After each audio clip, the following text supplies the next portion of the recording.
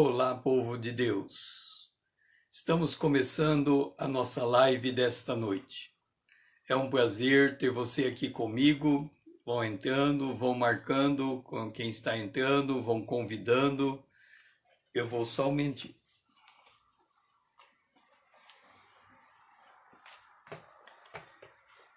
Povo de Deus.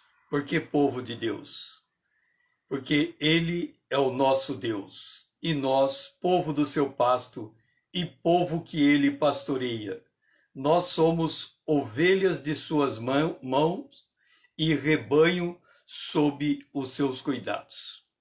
Por isso, estamos nos reunindo aqui como povo de Deus, porque queremos compartilhar a nossa fé mútua de vocês e a minha, e possamos nos edificar mutuamente. Você que está entrando pode ir chamando aqueles que estão com você, que você acha que gostaria de participar também junto, e vamos caminhar por esse momento falando a respeito das transformações que Deus realiza em nossas vidas. Há um texto nas Escrituras que ele é o cerne daquilo que tem sido o meu caminhar com Deus. Ele é o eixo do ministério que Deus tem me dado. Ele se encontra em Romanos, no capítulo de número 12, o versículo de número 1 e 2. Diz assim o apóstolo Paulo: Rogo-vos, pois, irmãos, pelas misericórdias de Deus, que apresenteis o vosso corpo por sacrifício vivo, santo e agradável a Deus, que é o vosso culto racional. E não vos conformeis com este século, mas transformai-vos pela renovação da vossa mente, para que experimenteis qual seja a boa, agradável e perfeita vontade de Deus. A importância desse texto está em que ele é uma receita de bolo. O foco principal desse texto é nos instruir como devemos andar com Deus. Eu creio que o maior desafio para nós nesses últimos dias é aprender a andar com Deus. É uma ênfase que estarei dando aqui nesse ministério que estou desenvolvendo junto a vocês por meio do Instagram. Nós temos que aprender a andar com Deus. Não sei se você algum dia parou para pensar seriamente nesta possibilidade. Se nós de fato podemos conhecer Deus ao ponto de andarmos com Ele, andarmos intimamente com Ele. Como é que isso se dá? Como é que nós podemos caminhar com Deus de forma consciente? Porque se isso acontecer, se nós conseguimos aprender a andar com Deus, nós vamos entender e vamos experimentar, como o apóstolo Paulo coloca aqui, qual é a boa, agradável e perfeita vontade de Deus. Eu creio que este é um desejo que pulsa no coração de todo cristão, toda cristã. Há esse desejo, esse interesse, essa vontade de andar com Deus, de ter um relacionamento mais íntimo com Ele, de saber como se aproximar dele em oração, ter as respostas das orações atendidas, e principalmente no dia a dia, nas lutas, nas tribulações, nos sucessos, nos empreendimentos, ter a correta direção de Deus, poder saber que nós estamos habilitados a esse caminhar com Ele, essa consciência de que estamos com Ele de uma forma muito pessoal. Porque muitos enxergam Deus de forma distante. Eles têm o Deus dos céus, que vão até Ele quando estão padecendo necessidade, quando precisam de algum auxílio, alguma cura. Então, nesse momento, busca o Senhor, mas no dia a dia, às vezes há muito pouca consciência de que, de fato, Deus se faz presente no nosso dia a dia. E aí vem essa pergunta, então, como é que nós podemos fazer para adquirir essa consciência? É um texto que vocês vão me ver citando muitas vezes. Esse texto se encontra em Gênesis, no capítulo de número 5, quando diz assim, a respeito de Enoque, a partir do verso 21. Enoque viveu 65 anos e gerou Metusalém. Observa que Enoque viveu 65 anos. Eu tenho 59. Significa que ele, até essa idade de 65 anos, ele ainda não tinha adquirido a consciência de como andar com Deus. Como é que nós sabemos disso? Vamos ler o verso seguinte, o verso 22. Andou Enoque com Deus, depois que gerou a Metusalém. Viveu 300 anos e teve filhos e filhas. Aqui diz que primeiro ele gerou Metusalém. Depois é dito que ele andou com Deus. E ele diz, e depois que gerou Metusalém, viveu 300 anos e teve filhos e filhas. E todos os dias de Enoque foram 365 anos. Bom, o texto não diz exatamente se Enoque, antes de ter Metusalém, ele andou com Deus. Mas o fato é que primeiro é dito que ele viveu 65 anos, então é dito ele andou com Deus, e depois é dito que de Metusalém para frente ele viveu 300 anos. Levando em conta a trajetória de outros homens de Deus, nós podemos dizer que o momento crítico da vida de Enoque foi aos 65 anos. Veja o caso de Moisés. Moisés viveu 40 anos no Egito. Depois, ele passou 40 anos no deserto. Então, ele viu a sarça ardendo. E aí, com o impacto da sarça ardendo, ele teve uma mudança na sua trajetória e voltou para o Egito sob o comando de Deus, ou seja, ele andou com Deus para voltar ao Egito, retirou o povo do Egito, levou até as portas de Canaã, e a Bíblia diz que nesse percurso todo, Moisés viveu 120 anos. Então ele viveu 80 anos, num dado momento ele teve uma experiência, a partir daquela experiência ele passou a andar com Deus, e ele viveu os últimos 40 anos da sua vida, um terço da sua vida andando com Deus. Então ele viveu 2/3 da sua vida sem ter essa capacidade de andar com Deus, mas no último terço da sua vida ele alcançou essa graça. Se nós compararmos Moisés com Enoque, nós vemos que Enoque também deve ter vivido 65 anos, e depois, por alguma coisa que aconteceu, algum evento, aqui fala do nascimento de Metusalém, no nascimento de Metusalém, alguma coisa virou a chave dele e ele passou a andar com Deus. Voltando um pouco na vida de Moisés, nós estamos dizendo que Moisés andou com Deus aos 80 anos e depois ele teve esta virada de chave. Vamos entender como é que aconteceu a virada de chave na vida de Moisés. Nós podemos saber disso a partir do Salmo de número 90. O Salmo 90 é um salmo que é reconhecido como sendo de Moisés a sua autoria. Oração de Moisés, homem de Deus. E como é que ele ora esse salmo? Ele primeiro reconhece a eternidade passada e a eternidade futura de Deus. Ele diz, de eternidade a eternidade tu és Deus. Então ele está reconhecendo que que Deus tem uma eternidade passada, antes da criação dos céus e da terra, uma eternidade passada, e depois ele terá uma eternidade futura, estaremos junto com ele naquela época, porque haverá um novo céu e uma nova terra e estaremos entrando na eternidade futura.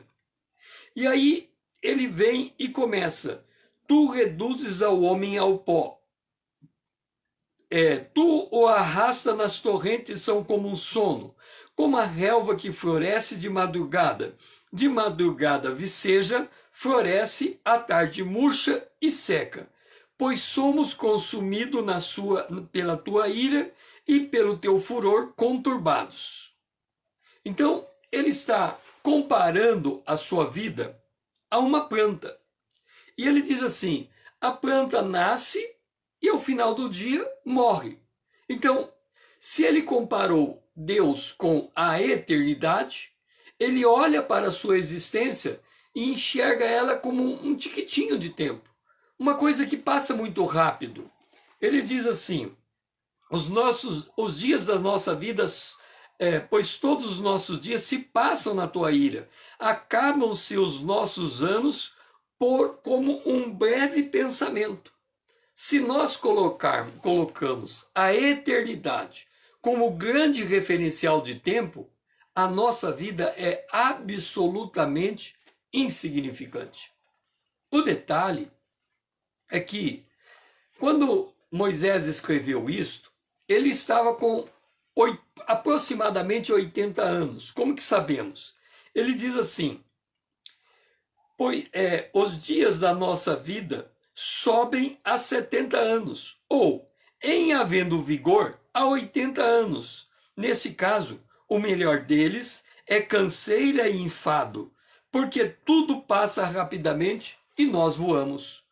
Então Moisés devia estar aproximadamente com seus 80 anos, e ele, de forma humilde, ele reconhece que ele passou os 70 anos, porque ele diz assim: em havendo vigor, alguns chegam a 80 anos. Ele não vai dizer, eu estou com 80 anos, mas ele, indiretamente, ele faz uma referência a ele quando ele diz, alguns passam de 70, chega a 80 anos. Então ele estava com 80 anos. É interessante que foi com 80 anos que Deus o chamou para ir ao Egito libertar Israel. Então, qual é o cenário em que Moisés está vivendo? Quando ele sai do Egito, aos 40 anos de idade, ele agiu, e essa foi a razão da sua fuga. Ele agiu porque ele achava que ele seria o libertador de Israel. Como é que nós sabemos disso? No livro de Atos, no capítulo de número 7, quando Estevão está, antes de ser apedrejado, fazendo um relato da história de Israel, no capítulo 7, ele conta a respeito de Moisés. E num dado momento, ele diz assim: ora, Moisés cuidava, isso no verso 25 do capítulo 7, Moisés cuidava que seus irmãos entenderiam que Deus os queria salvar por intermédio dele. No entanto, os seus irmãos não compreenderam. Moisés nasceu, ele nasceu num período tenebroso da história do Egito, da história de Israel no Egito. Havia uma ordem do rei que todo menino que nascesse deveria ser morto pelas parteiras. Então, Moisés nasceu nesse período. Quando ele era pequeno, a mãe dele escondeu ele por uns 3 meses, mas depois não era mais possível esconder Moisés. Então ela imaginou um plano para dar vida a Moisés. Ela colocou Moisés em um cesto, colocou o cesto nas águas do Nilo e deixou que as águas levassem o seu filho. Ela sabia que logo adiante a filha de Faraó tomava banho naquele lugar do rio. Então, na cabeça dela, ela pensou: se a filha do Faraó, quem sabe, encontrar o meu filho, ela toma conta dele. De fato, isso aconteceu. A irmã de Moisés, ela foi na beira do rio acompanhando, e provavelmente ela era conhecida da filha de Faraó, porque quando a filha de Faraó encontrou aquela criança naquele cesto, Ela pegou a criança e a filha imediatamente se apresentou e disse: eu conheço uma mulher que pode criar essa criança. E essa mulher era a própria mãe de Moisés. Então a mãe de Moisés entregou o seu filho nas águas para depois receber o seu filho de volta e poder criá-lo, até a idade em que ele pôde ser entregue de novo nas mãos da filha de Faraó. Assim Moisés ele foi criado no palácio. Mas como ele tinha recebido aquele ensino da sua mãe, ele conhecia a história do seu povo, chegou o momento em que ele se despertou para a triste realidade do seu povo. Ele estava vivendo em escravidão. Então Moisés, ele sentiu que ele tinha um chamado de Deus para libertar aquele povo. E o que ele fez? Ele viu um egípcio batendo num judeu, ele mata aquele egípcio. Depois ele vê dois judeus brigando entre si e ele vai apartar aquela briga. E quando ele vai apartar aquela briga, disseram para ele: porventura você quer nos matar como você matou aquele egípcio? Ora, estando ele fora do palácio e sabendo que os outros conheciam o fato de que ele tinha matado aquele egípcio, não lhe restou alternativa senão fugir para o deserto. E lá ele ficou mais 40 anos. Então, aquele sonho que havia brotado no seu coração de que ele seria o libertador de Israel, morreu, porque ele chegou à idade dos 80 anos e ele disse: a vida passou muito rápido. Então ele já não tinha mais a perspectiva de que ele voltaria no Egito. E o que acontece com Moisés? Quando ele está cuidando das ovelhas do seu sogro, num dado momento ele percebe um galho que estava queimando, no entanto não se consumia. Moisés notou aquilo e falou: mas como que pode? Ele tinha terminado de escrever aquele salmo. Ele dizia, ele comparou a minha vida como uma erva que ela nasce e de repente no final do dia ela murcha e seca. Mas no entanto aquela erva que devia estar seca estava sendo consumida estava sendo envolta por uma chama de fogo sem ser consumida. Então ele falou: ué, se aquela árvore, aquela planta, ela não é consumida pelo fogo, isso significa que a nossa vida também pode ter uma outra perspectiva. Ela pode receber uma infusão de poder que lhe habilita para fazer coisas que ela naturalmente não seria capaz de fazer. E naquele encontro com aquela sarça ardendo, Moisés teve a revelação do Deus de Abraão, de Isaac e de Jacó, que se apresentou a ele como sendo o Eu Sou. E o Eu Sou comissiona Moisés para voltar ao Egito. Então, naquele momento, virou a chave de Moisés. Moisés teve um encontro pessoal com Deus e, a partir dali, ele aprendeu a, de fato, andar com Deus. Com isso, comparando a história de Moisés com a história de Enoque, levando em conta que o texto diz que foi aos 65 anos, que Enoque andou até aos 65 anos sem ter essa capacidade de andar com Deus e depois ele a adquiriu, demonstra que nós também, em nossa experiência particular, podemos passar por um momento em que estamos com Deus, mas ainda não aprendemos a andar com Deus. Vamos fazer um comparativo. Por que é tão importante nós fazermos este comparativo? 1 aos Coríntios, no capítulo 2, o apóstolo, no capítulo 2, o apóstolo Paulo vai nos ensinar a metodologia do Espírito Santo para nos instruir acerca das coisas de Deus. E ele diz assim: disso também falamos, não em palavras ensinadas pela sabedoria humana, mas ensinadas pelo Espírito, conferindo coisas espirituais com coisas espirituais. Para que nós possamos entender o agir de Deus, nós temos que aprender a fazer comparações. Eu estou aqui comparando Enoque com Moisés.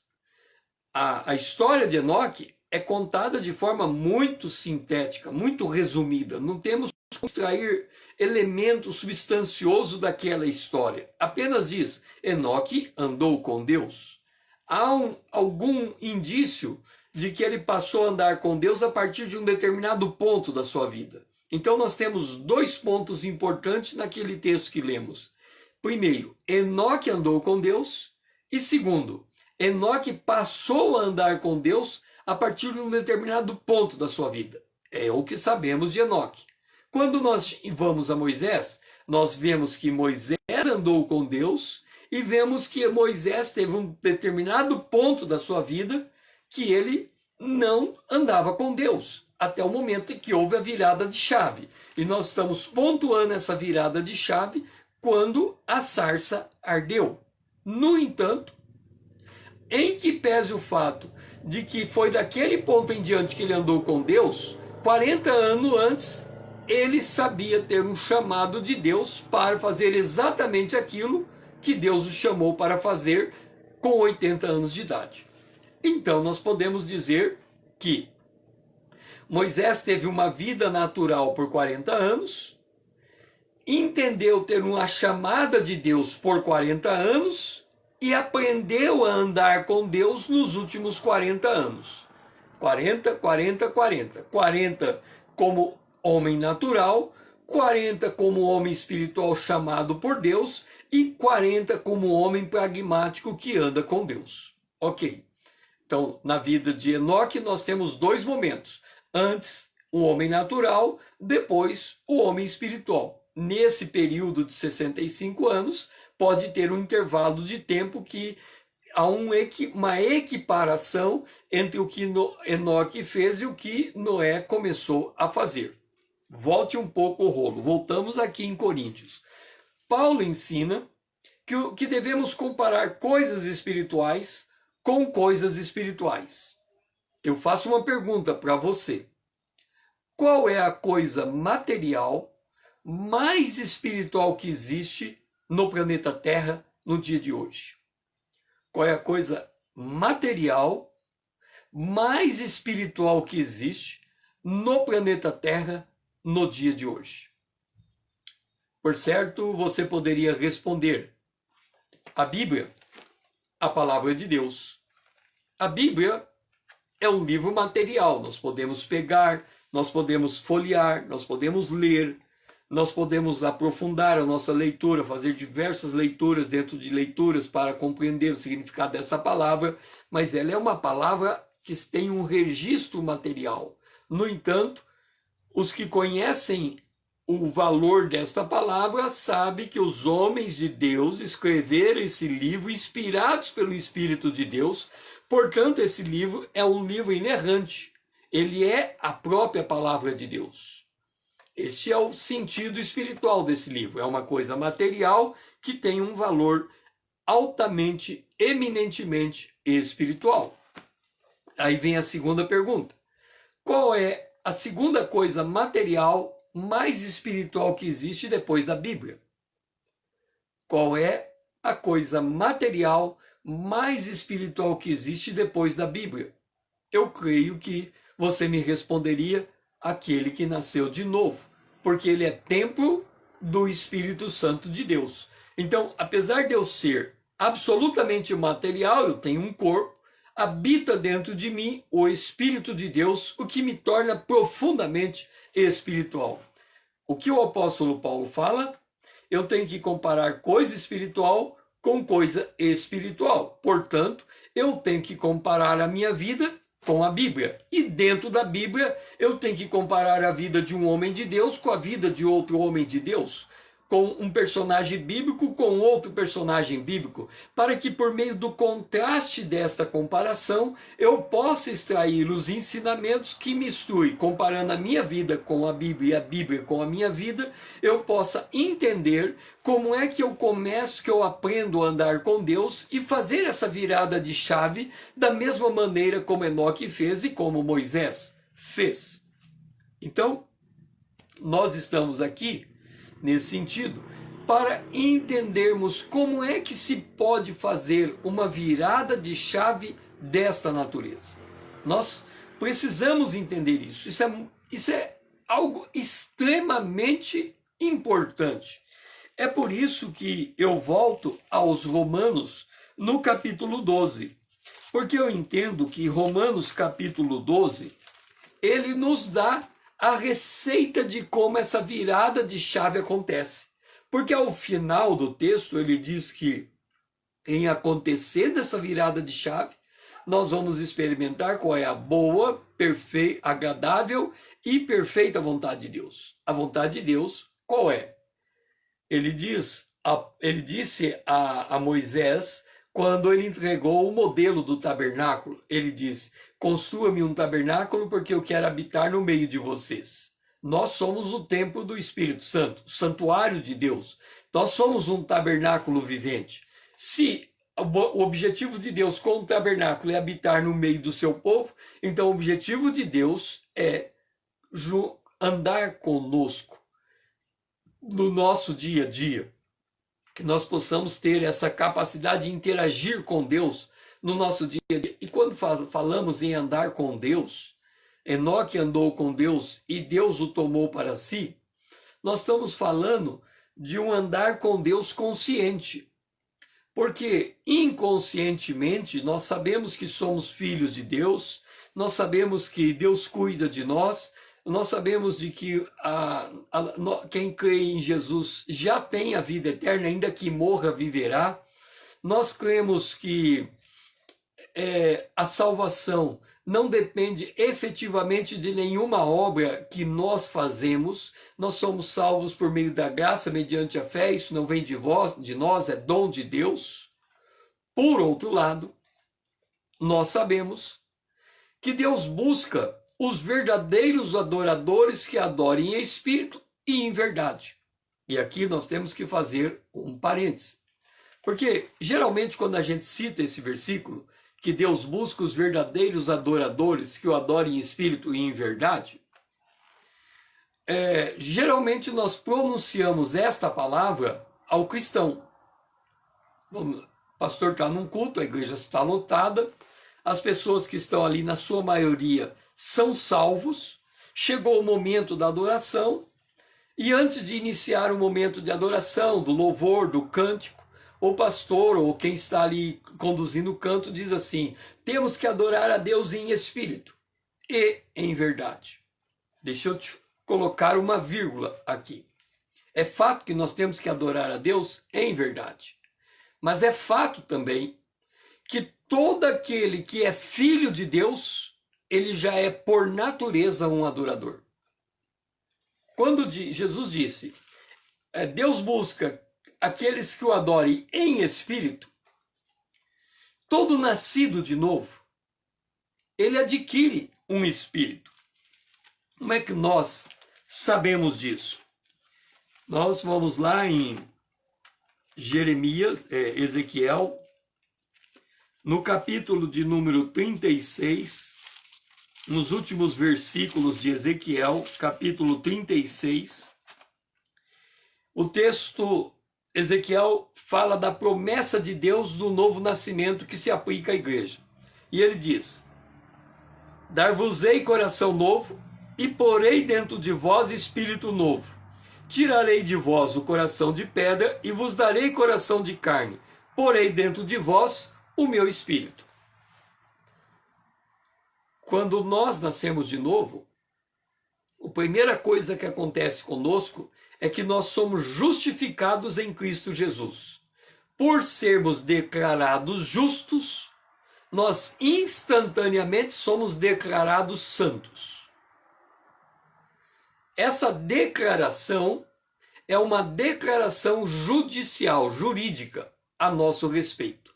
Ela acontece porque Jesus, como Cordeiro de Deus, morreu em nosso lugar substitutivamente.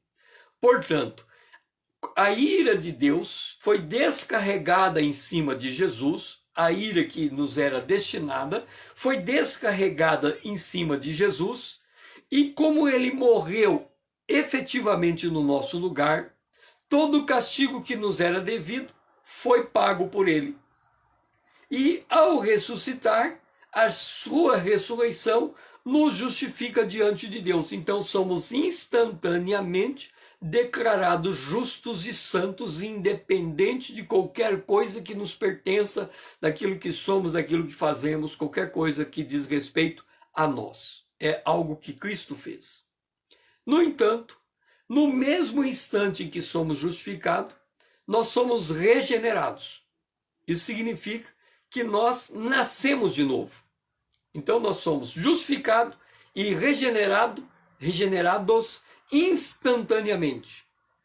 Nesse exato instante em que somos regenerados, Deus coloca em cada um de nós um novo coração, um novo espírito, tira o coração de pedra e coloca de carne. Se temos um novo espírito, e se Deus busca um adorador que o adore em espírito, então todo aquele que nasceu de novo já é em si mesmo, inerente à sua nova identidade, um adorador. Então, se nós chegarmos diante de um culto, onde temos milhares ou centenas ou dezenas ou muitas pessoas, e nós formos dizer, Deus está buscando verdadeiros adoradores, nós temos que completar a frase e dizer, quem aqui nasceu de novo? Os que levantarem a mão estão reconhecendo que passaram pela experiência do novo nascimento. Então nós temos que completar a frase nesse ponto. Então vocês são adoradores de Deus. Vocês são naturalmente os adoradores que Deus está procurando.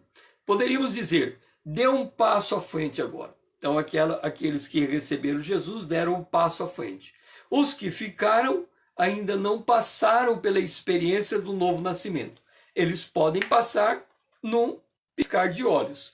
Basta que agora alguém diga, vocês que estão aqui, reconhecem Jesus como o Cordeiro de Deus que tira o pecado do mundo e o aceita como Senhor e Salvador? Se todo o restante que ali está responder sim a essa afirmação, ninguém pode reconhecer que Jesus é o Senhor, senão pelo Espírito de Deus. Eles imediatamente são transportados do reino das trevas para o reino do Filho do amor de Deus. Então, instantaneamente, toda aquela congregação, 100% dela, pode se tornar um naturalmente adorador de Deus. A outra parte, Deus busca os verdadeiros adoradores que o adorem em espírito e em verdade. Essa parte, em verdade, ela em que pese o fato dela vir depois do Espírito, as pessoas que vieram a Cristo vieram pela verdade. A fé vem pelo ouvir e ouvir a palavra de Cristo. Quem ouve essa palavra, crê no seu coração e confessa com sua boca, nasce de novo. Quem nasce de novo é o adorador que adora a Deus em espírito e em verdade. Agora, esse indivíduo que terminou de nascer de novo e já se tornou um adorador em espírito e em verdade, porque ele nasceu da verdade, ele pode crescer nessa verdade e aperfeiçoar a sua adoração.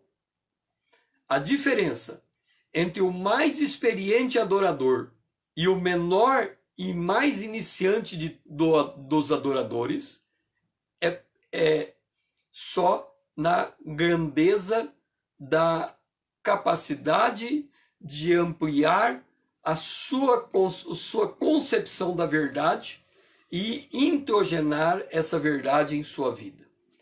E carnificar, o verbo se fez carne, ou seja, a verdade de Deus tem que entrar dentro de nós e gerar esta mudança de perspectiva. Então, voltando, é adorador todo nascido de Deus, todo nascido de novo. Ele é um adorador em espírito e em verdade, e depois disso ele aumenta o grau o grau do conhecimento dessa verdade e a consciência da sua adoração. E aí nós podemos encontrar níveis entre os adoradores em função desse critério. Ok.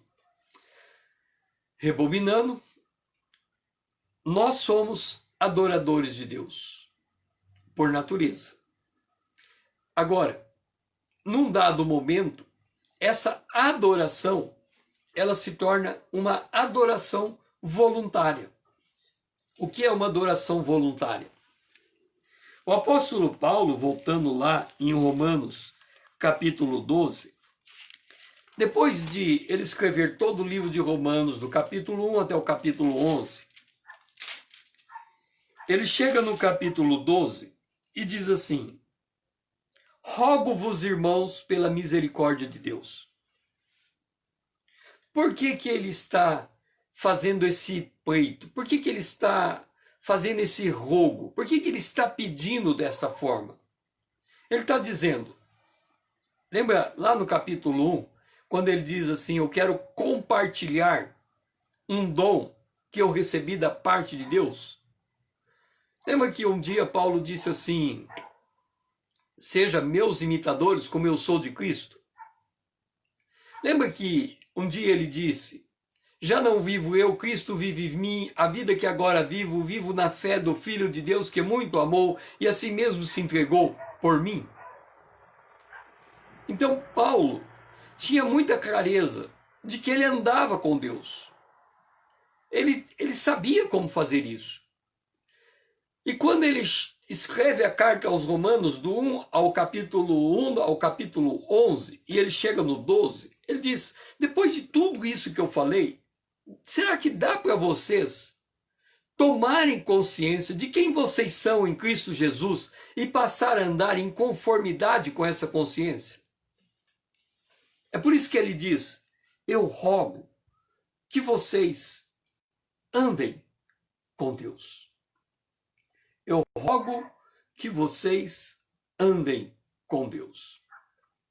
Aqui eu vou abrir um parênteses para contar a minha experiência de como eu comecei de fato a andar com Deus e como que quando eu falo andar com Deus, significa que num dado momento a gente vira a chave, começa de fato a andar com Deus de forma mais consciente, mas sempre a níveis de consciência. À medida que nós vamos aumentando esse nível de consciência, a intensidade do andar de Deus se torna maior, mas é necessário ter uma virada de chave. A virada de chave de Moisés foi naquele dia que a sarça ardeu. E ele, que havia comparado a sua vida com a da sarça, lembra do critério do Espírito Santo? Nós temos que comparar coisa espiritual com coisa espiritual para que a gente possa compreender a natureza da verdade espiritual e sermos transformados por essa verdade. Então Moisés comparou a sua vida com aquela sarça e conseguiu enxergar nessa comparação que ele podia receber uma infusão do poder divino e a partir dali ter essa virada de chave e andar com Deus como de fato ele andou, e ele foi reconhecido, e o Salmo 90 diz isso, como o homem de Deus. Ok, como que isso se deu comigo? Eu me converti em 1979, aos 18 anos de idade. Eu entrei em meu quarto com o livro dos Gideões, que eu havia recebido alguns anos antes, e com um livro que deve estar aqui na minha biblioteca em algum lugar, de Tim LaHaye, Como Estudar a Bíblia por Você Mesmo. Eu lia o livro de Tim LaHaye e ele disse, se você não tem convicção da sua salvação, leia a primeira epístola de João. Quando eu ganhei essa Bíblia dos Gideões, eu tinha lido aqui nessa parte, essa Bíblia que é da minha esposa, mas eu tinha visto aqui nessa parte, ofertado a e uma data. Na época que eu ganhei a Bíblia, eu escrevi o meu nome e assinei a data em que eu recebi a Bíblia. Mas quando eu cheguei na última parte da Bíblia, está escrito assim, minha decisão para receber Cristo como meu Salvador.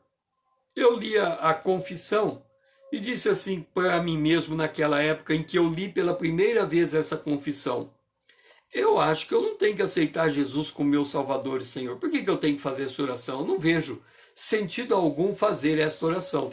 Então pensei comigo, na primeira parte, na primeira capa, eu escrevo meu nome. Eu recebi, eu ganhei essa Bíblia, então eu vou escrever aqui: ofertado a César André de Marques de Azevedo, que é o meu nome. Agora, nessa parte aqui eu não vou assinar enquanto eu não tiver entendimento. Em 1979, no dia 20 de outubro, eu entrei no meu quarto, no quarto da casa da minha tia, onde eu estava, e falei: hoje eu vou saber como fazer. E aí o livro de Tim LaHaye disse assim: se você quiser receber a Cristo como Salvador, conhecer o plano de salvação, leia a primeira epístola de João. Então eu fui na primeira epístola de João e comecei a ler a carta conforme eu tinha recebido a instrução. 1 João, capítulo 1. Eu comecei a ler até chegar nesse ponto. Se dissermos que não temos pecado, enganamo-nos a nós mesmos e não há verdade em nós. Se confessarmos os nossos pecados, Ele é fiel e justo para nos perdoar os pecados e nos purificar de toda injustiça. Eu li esse texto e parei a leitura e pensei comigo: aqui está dizendo que se eu disser que eu não tenho pecado, eu estou enganando a mim mesmo e a verdade não está em mim. Eu acho que eu não tenho pecado. Eu tinha 18 anos, eu não roubo, não mato, não furto, não adultero, não tenho pecado. Então por que aqui está dizendo que eu tenho pecado? Aí eu me lembrei, em algum lugar eu tinha ouvido que o salário do pecado é a morte. Falei: mas pera lá, aqui está dizendo que se eu disser que eu não tenho pecado, eu estou me enganando. Mentira é pecado. O salário do pecado é a morte. Se o salário do pecado é a morte, para escapar da morte, eu preciso de um Salvador. Então essa oração faz sentido. Eu vou fazer esta oração. E orei: confessando a Deus que sou um pecador e crendo que o Senhor Jesus Cristo morreu na cruz do Calvário por meus pecados e que ressuscitou para a minha justificação, aceito-o e confesso-o como meu Salvador e Senhor. Escrevi meu nome e assinei 20 de outubro de 79. Naquele dia eu me tornei filho de Deus. E aí eu andei com Deus durante os anos que se seguiram, de 79 até 1996. Em 1996, naquele período, nos 3 anos anteriores, 94, 95 e 96, eu tinha assumido o cargo na prefeitura de Dourados, Mato Grosso do Sul, como secretário municipal de planejamento. Então eu ocupei por 3 anos esse cargo e estava faltando 3 meses para terminar a administração. Eu sabia que havia pouca probabilidade de eu continuar naquele cargo comissionado. Não sabia o que me reservava no futuro, porque eu teria que começar uma nova atividade, não sabia qual seria essa atividade. E perguntei a Deus como seria o meu futuro, o que aconteceria comigo no meu futuro. E aí, naquele dia, buscando uma resposta de Deus, eu abri as Escrituras e fui ler o que estava escrito. E ao ler, eu me deparei com esse texto: eis que farei de ti um trilho cortante novo, armado de lâminas duplas, os montes trilharás e moerás, e os outeiros reduzirás a palha. Eu li o texto e fiz a seguinte reflexão: eis que farei de ti um trilho cortante novo. Eu disse assim: Deus, eu acho que eu não tenho condição de ser mais novo do que sou. Por quê? Em 1979, eu nasci de novo e me tornei uma nova criatura. Eu me tornei filho de Deus. Então eu já sou uma nova criatura. As coisas velhas para trás ficaram e eis que tudo se fez novo. Mas além do fato de eu ter me tornado uma nova criatura em 79, e eu estava em 1996, nesse interim, eu fui curado de todos os traumas que eu podia lembrar acerca da minha existência. Não havia mais nenhum trauma em que a minha vida, para mim, era como um livro aberto. Não tinha nenhum momento da minha vida que eu poderia olhar aquela página e sentir que eu estava sangrando por causa daquele evento. Eu tinha sido curado. Então eu olhei e falei, Senhor, eu estou vivendo em paz, eu não vejo nada que nesses anos todos possa ainda estar me perturbando, ao ponto do Senhor chegar para mim e dizer, farei de você um trilho novo, cortante novo. Então não sei como isso pode acontecer, mas eu acrescentei dizendo, ainda que eu não sei como isso vai acontecer, quem sou eu para duvidar da tua palavra? Se o Senhor está dizendo que vai fazer de mim um trilho cortante novo, armado de lâminas duplas, não sou eu que vou questionar. Como isso vai acontecer, não tenho a menor ideia. Porque hoje eu não vejo sentido nenhum nessa palavra. Passou o mês de outubro, novembro, dezembro, terminou a administração, eu não continuei naquele cargo comissionado. Voltei para minhas atividades. Na época, eu comecei a atuar como consultor empresarial, porque as minhas formações são administração de empresa, ciências contábeis e teologia. Então, eu poderia tanto trabalhar na área de administração quanto na área de contabilidade. O fato é que depois eu comecei a atuar na área de consultoria empresarial. Mas em fevereiro, eu estava andando na rua quando me chegou a primeira pergunta na mente. Ela dizia, aonde você esteve sentado nos últimos 3 anos? Eu pensei comigo, nos últimos 3 anos, eu estive sentado naquela sala, naquela mesa, naquela cadeira, porque eu era secretário municipal de planejamento e aquela sala é a sala da prefeitura reservada ao secretário municipal de planejamento. Então ali era a sala em que eu me sentei. Me veio uma segunda pergunta. Quem esteve sentado antes de você naquela sala? Eu pensei comigo, eu não ia lembrar o nome de todos os secretários de planejamento, mas a prefeitura naquele local, ela tinha muitos anos naquele local. Então eu pensei comigo, se eu for até a procuradoria do município e pegar todas as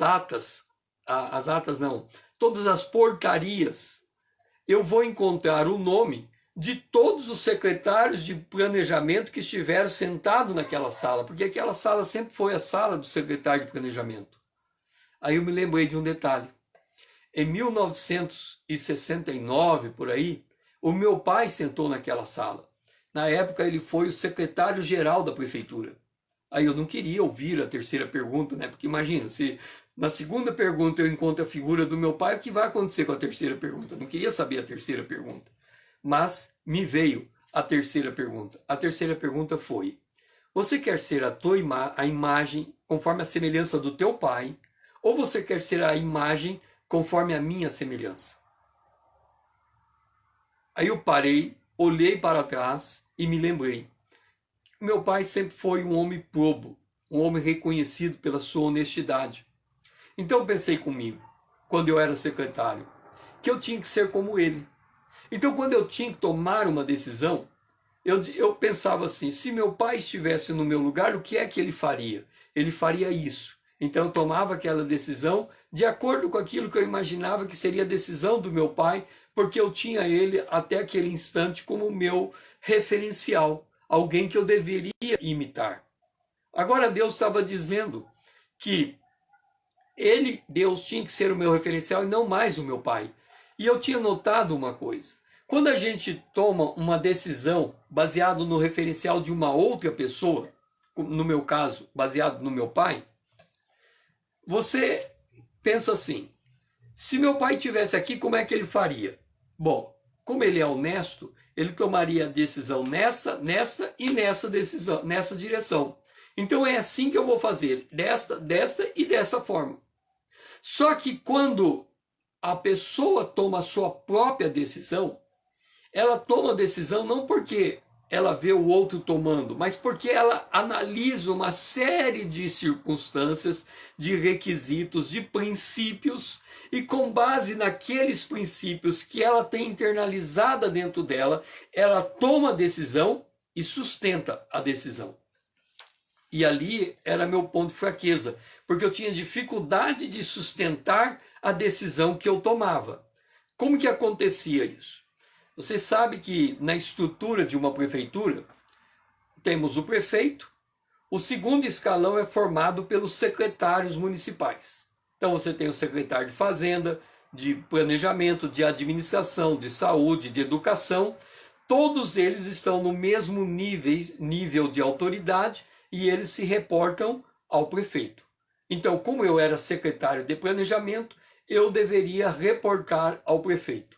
No entanto, como eu tinha um certo complexo de inferioridade, quando eu tinha que tomar uma decisão junto com o prefeito, ao invés de eu me dirigir à sala do prefeito para dizer quais eram as razões da decisão que precisava ser tomada, eu ia até o secretário de Fazenda, expunha a situação para ele comprava a minha ideia e ele ia até o prefeito e os dois juntos tomavam a decisão em direção àquilo que eu tinha opinado.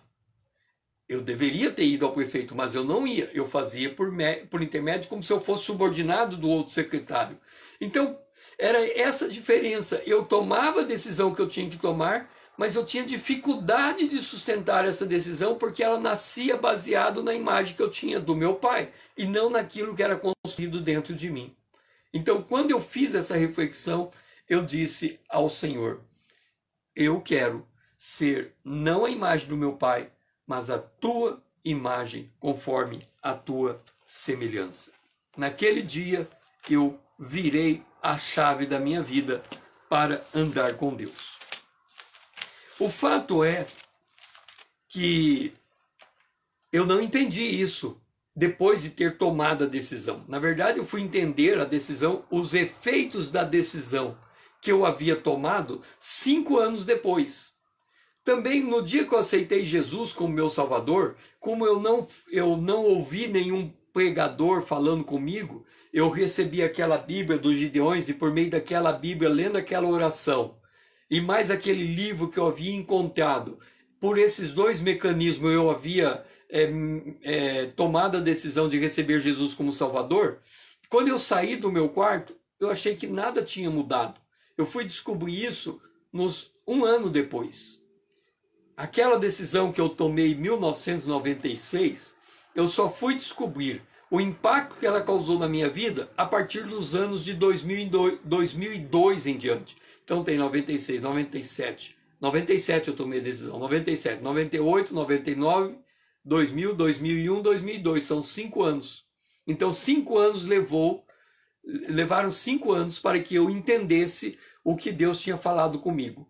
Mas uma outra hora eu conto essa história. O que eu quero voltar aqui é que como é que eu entendi o que eu era e o que eu haveria de ser depois daquilo que Deus fez comigo. Está aqui. Lembra que 1 Coríntios, capítulo 2, o versículo 13, diz que o Espírito ensina comparando coisas espirituais com coisas espirituais? Ok. No verso 9 diz assim, nem olhos vira, nem ouvidos ouvira, nem jamais penetrou em coração humano o que Deus tem preparado para aqueles que o amam. Deus tem algo para mim que eu nunca vi, nunca ouvi e nunca pensei. Como é que eu vou saber que eu estou diante de algo que eu nunca vi, nunca ouvi e nunca pensei? É simples. O que Deus disse? Você quer ser a imagem do teu pai ou a minha imagem? A imagem de Deus eu não conhecia. Eu tinha um vislumbre dela, mas eu não sabia qual era ela. Agora, a imagem do meu pai eu conhecia. Tanto é que eu tomava decisões baseado nessa imagem. Aquilo que o olho não viu, o que eu via? A imagem do meu pai. Aquilo que o ouvido não ouviu, o que ouvia? A voz do meu Pai. Aquilo que o coração não pensou, o que eu pensava? A maneira de ser do meu Pai. Então, o que Deus vai fazer comigo é o que não é meu Pai pelo ouvir, o que não é meu Pai pelo ouvir e que não é o meu Pai pelo sentir. O que Deus estaria construindo era um outro eu, um outro homem, completamente diferente daquele que chegou em 1997. O fato é que em 1997 eu estava com 36 anos. E quando eu fiz esta oração, olhando para trás, não ficou nada de pé, porque tudo tinha as mãos do meu pai. Eu fiz teologia, meu pai pagou a faculdade de teologia. Eu fiz administração, meu pai pagou a faculdade de administração. Então, tudo que o primeiro emprego foi meu pai que deu, a primeira empresa foi meu pai que deu. Então, tudo que tinha acontecido na minha vida até aquela idade tinha as mãos do meu pai. E Deus estava dizendo: a partir de agora, olha para o que foi e o que virá é completamente diferente. Jesus disse assim: venha a mim o que está cansado e oprimido, e eu vos aliviarei. Eu fui aliviado do fardo de ser como meu pai. Mas estava recebendo o fardo de Jesus, porque vinde a mim o cansado e oprimido, porque eu os aliviarei. Aprendei de mim, que sou manso e humilde de coração. O meu jugo é suave, o meu fardo é leve. Há um corte. 1997, 36 anos de idade. Daqui para trás, tudo que eu fiz na vida era baseado no conhecimento adquirido. O que eu tinha que aprender era algo completamente novo. Aprendei de mim, que sou manso e humilde de coração. Alguém disse alguma coisa do tipo assim: dê um passo que Deus coloque embaixo a terra para você pisar. Dali em diante, eu tive que aprender a viver dessa forma. Eu dava um passo, Deus colocava a terra debaixo para eu pisar. Por quê? Porque eu não sabia o que estava por vir. Eu não sabia quem era este homem que seria talhado por Deus. Eu não sabia o que ele faria para me transformar nesse trilho novo. Mas ele havia colocado um marco como referencial. Ele disse: daqui para trás você foi o teu pai, daqui para frente é comigo.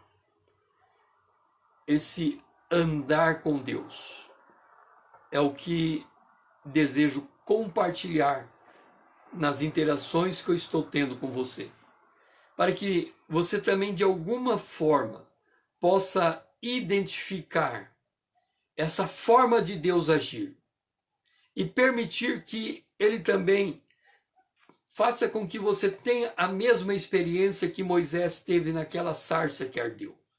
No meu caso, a sarça ardeu em 1997, quando eu recebi aquelas 3 perguntas e eu tive que dar uma resposta incisiva, escolhendo andar com Deus.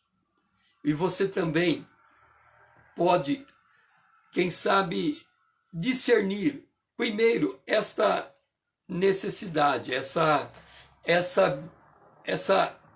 quebra temporal. Um tempo sem conhecer Deus, um tempo conhecendo a Deus sem saber como andar com Ele, e um tempo em que você aprende a andar com Ele, e aí você experimenta qual é a boa, agradável e perfeita vontade de Deus. Nós estamos encerrando essa live, vai fechar aqui 1 hora de live, e que aqui a experiência que eu compartilhei com você possa trazer um novo horizonte para a sua vida espiritual. Que essa palavra vá e não volte vazia, mas faça tudo aquilo que agrade o nosso Deus. Que o Senhor assim seja louvado. Foi bom estar com você aqui. Estamos encerrando esta live. Se você gostou dessa mensagem, envie para outros. Permita que outras pessoas também possam ouvir esse relato e possam adquirir uma nova perspectiva em sua vida cristã. E se você puder,